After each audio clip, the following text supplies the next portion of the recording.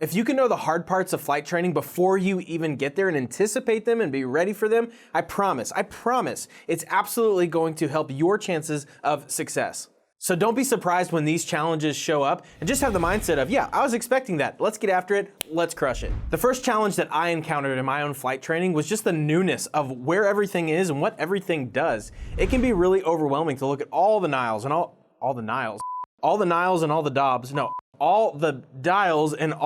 the knobs and just thinking, what the heck do those do? And when your instructor is saying, hey, let's put 10 degrees of flaps in, or let's start decreasing the power, hey, let's go up a little bit. You don't have to think about, okay, where is that located? Or do I pull back on the yoke to put the nose down, or is it the other way around? I don't know, let's find out. You stop having to pause to think about that stuff. And it's really, really rewarding because you're starting to get some muscle memory of where things are, or maybe when you're gonna go pre-flight the airplane, or even do the startup sequence, you're not really having to rely on your instructor anymore. You kind of know the checklist, you know where things are located, you start to do it yourself. That is so rewarding because you don't really feel like, a brand new horse that's learning to walk or something, a newborn or whatever. You actually know how to walk, you know how to do this. So if you are feeling that challenge right now of, gosh, this feels overwhelming, hang in there because it's going to get better and it's going to feel really great when it does. The second challenge I experienced was not only thinking, gosh, there's a lot of new dials and new knobs and new mechanical things on the airplane, but realizing, man, there's a lot of new information here that I'm going to have to learn. I've never really had to think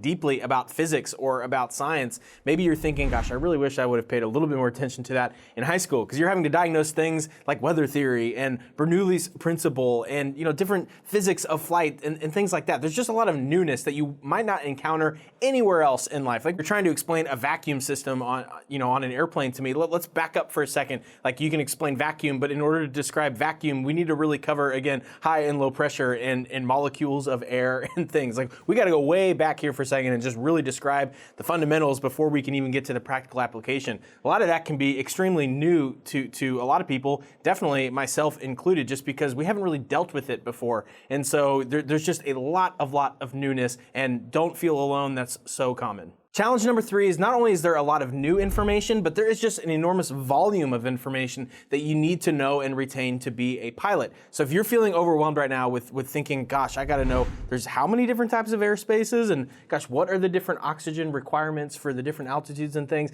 Yeah, those are all things you need to know, and there is a lot. So you're not alone in that. But I wanna encourage you that after a while, there's kind of this flip, and I'm always still learning, so I don't have perfect recall of everything that you would ever find in all of aircraft training. I'm still learning stuff every single day, but you will find that a lot of it somehow just kind of gets stored into where you don't really have to think so much about, okay, what's class A airspace versus B versus C? Like eventually you just have enough repetition and then you have practical application because you've flown in those different types of airspaces. So you're not having to just have just recall for the sake of recall, but you've actually flown. So you've got the practical application that reinforces the concepts that makes it easier to retain. So the longer you're training, the more you're flying, the less it's just relying on memory and the more you can lean on practical application, and that's what really fuels your memory. And once you start to get more comfortable with where everything is in the cockpit and some of the new information and even the volume of information, the next challenge that I experience, and I think a lot of people experience, is now taking a lot of that book knowledge that you're starting to retain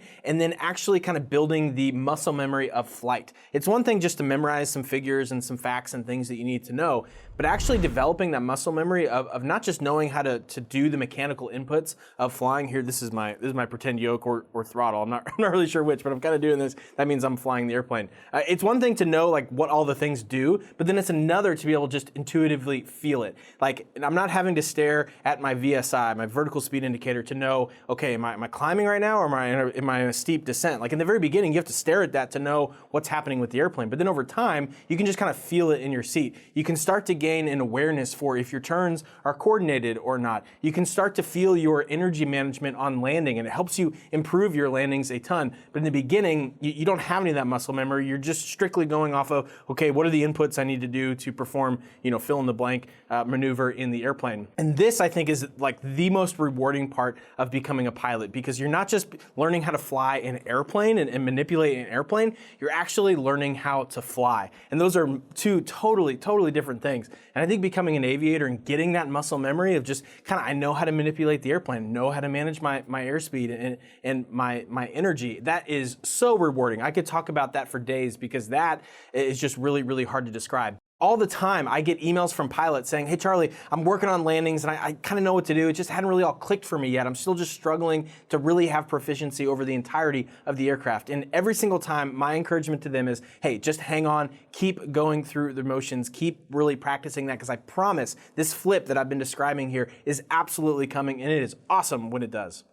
The next challenge you are more than likely to experience is some sort of setback. Let's say the airplane you're training in goes in for maintenance and it's out for a couple weeks maybe with a bunch of stuff wrong with it. Or maybe you get sick, or the weather's bad, or you go on vacation, or it's the holidays, or all of those things happen back to back to back to back to back. And that is so common. That's happened to me. I promise you, if that's where you're at, you are not alone. This is so common. Some of that newness has maybe worn off, maybe the excitement level. Now you're kind of in the second half or the last third of your flight training, and just that momentum slows down, and we think, well, hey, we can take a week off, no big deal. We can take, a couple weeks off, no big deal. And then you realize it's hard to actually get back into things. And if that's you, I think the main thing is here, don't guilt trip yourself over, man, it's been a couple weeks since I flew, or it's been a couple months. Like, don't compare yourself. Just say, okay, well, great, that stops today. So if it's been a couple months, hey, at least it hasn't been a couple years. Cool, let's get something back on the calendar and let's jump in. So if that's you right now, my challenge to you, I'm staring at you right now, even though it's camera, I'm staring at you right here. I encourage you to get back into flying, get something on the calendar. That's the only way to really get through this slump. But if you're in a slump, still remain encouraged. The next challenge you're probably going to encounter is the check ride itself. And no, not necessarily the difficulty of the check ride. You actually know what to expect in the Airman Certification Standards, the ACS. So the test has already been written for you. You know what you're going to be tested on. But the nervousness you might experience leading up to the check ride could be the challenge that some people actually don't push through.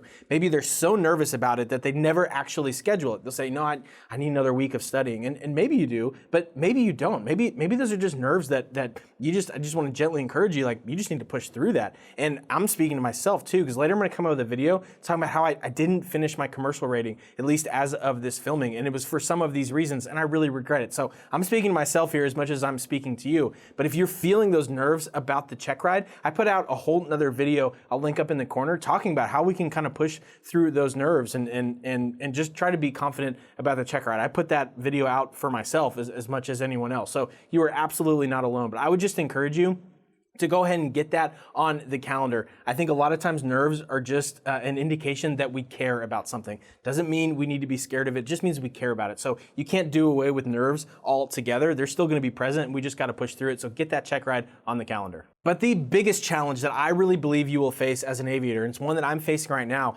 actually comes after the check ride. I think this is the most important challenge to expect and to plan for and to know how to get through. And I'm working on that right now. And in the video on the screen right now, I'm gonna tell you exactly what that problem is, how we experience it as aviators, and how I'm trying to fix it. And I think it might help you address the problem too. So I'll see you over in that video.